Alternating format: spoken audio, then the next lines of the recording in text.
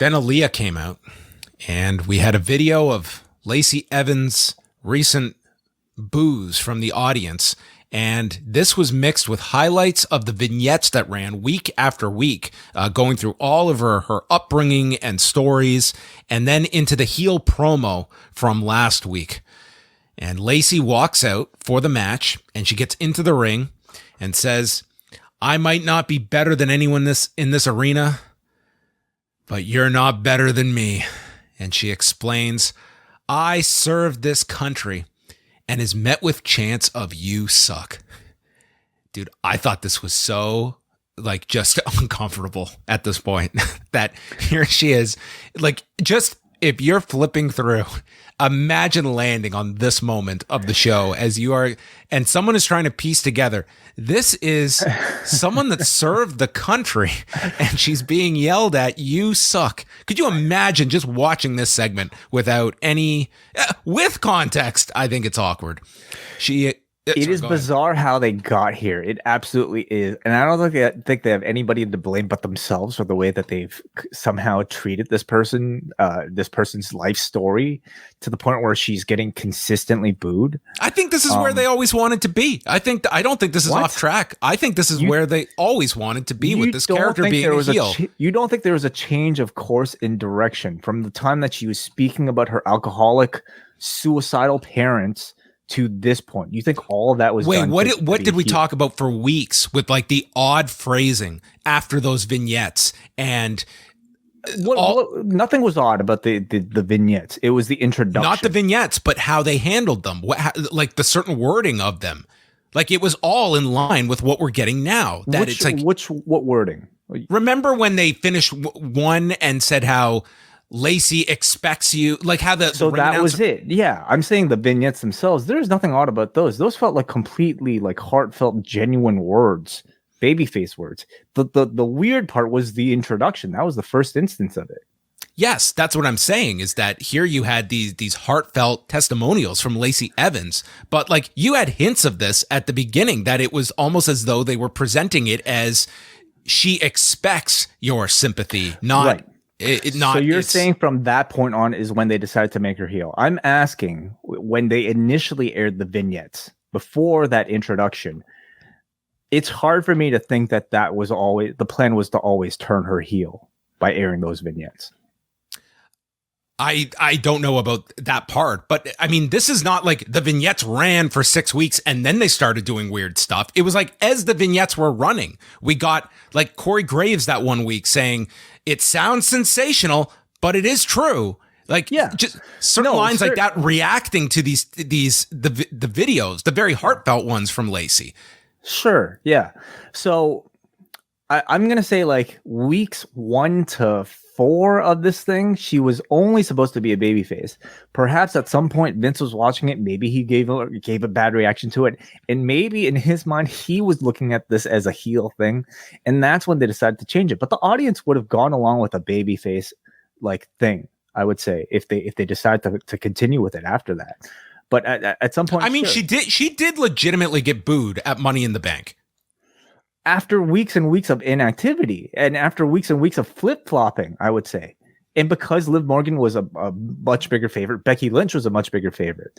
The audience had given up on the project by then. Anyway, we've been talking about it. It's fascinating, the fact that we're even in this situation.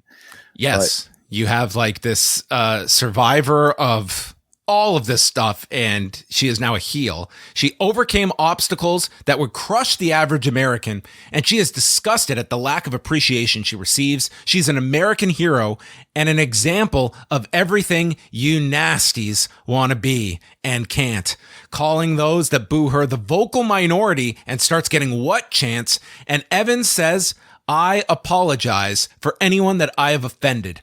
But then she stands there. "You don't accept my apology? Well, then you can go to hell." And Evans walks out. Before we dissect this further, I'm going to say, I think Lacey Evans was terrific here. She's great. She's a fantastic heel. She's a really good promo. Yeah. In this this version of it. And the one reaction is we go to the announcers, and Pat McAfee says, "I have never seen a veteran met with chance of you suck." Like he seemed genuinely floored at like, well, what the hell are we doing here? Yeah, I mean, it really is the perfect reaction from Pat McAfee. This is bizarre. So, it is a very complicated roadmap for how we got here. And using that analogy, you could pretty much say like they've been lost with Lacey Evans for months now. That like they've introduced her one way, we think we're going one direction, and then they debut her, and then we just don't see her for a few months. She might be a heel, she might be a babyface. None of us have any idea. She might be on Raw, she might be on SmackDown, she might be on Raw, she might be on SmackDown. Fuck that too. Maybe she should have been a babyface on one and a heel on the other, and you just go with whatever clicks. Dual identity. You're right. Last week, it looked like we finally had a direction for Lacey Evans, and this was the week. Last week was the U-turn. Okay, last week was like putting new batteries in the GPS. This week we're actually heading towards a destination. We're gaining some momentum, and it feels like we actually have a definable character for Lacey Evans now as a full-on heel.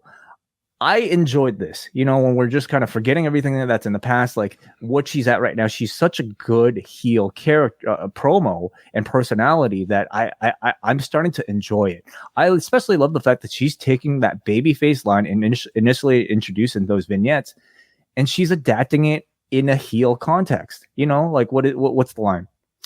I'm not like, that doesn't make me better than any of them, but it sure doesn't make them better than me. Like the way she said it in the vignettes, I mean, made you want to cheer for her. Like, here's a person who's been so downtrodden and has suffered so much bad luck, but still has this perseverance and this confidence about her. Now she's turning it into arrogance with the very same line. And I think it just kind of shows you how demeanor and body language, under like a very talented person can really change the perceptions of like words in a script. So I think she's very talented. She fielded these what chants extremely well. And I think she'll achieve success from this point on. But what a weird way like to get here. I think it's, as we joke about her bouncing between shows, like it does bring up like, is she on the right show as this heel where we're looking at the potential of Ronda turning, and you have Charlotte Flair still coming back, and like Lacey Evans, like Raw desperately needs heels. Like you have Becky. Yes, Becky is like a big heel on Raw. I guess, ultimately it's, you can place her on whichever show and you can still go back and forth. But I just look at that, like that to me just seems like the conclusion of Ronda is as a heel. And then you're talking about Charlotte coming back as well. It's like you're already talking about, that's two very significant heels. And at the very least, you're talking about Charlotte on this show. Something tells me they might not be turning Ronda.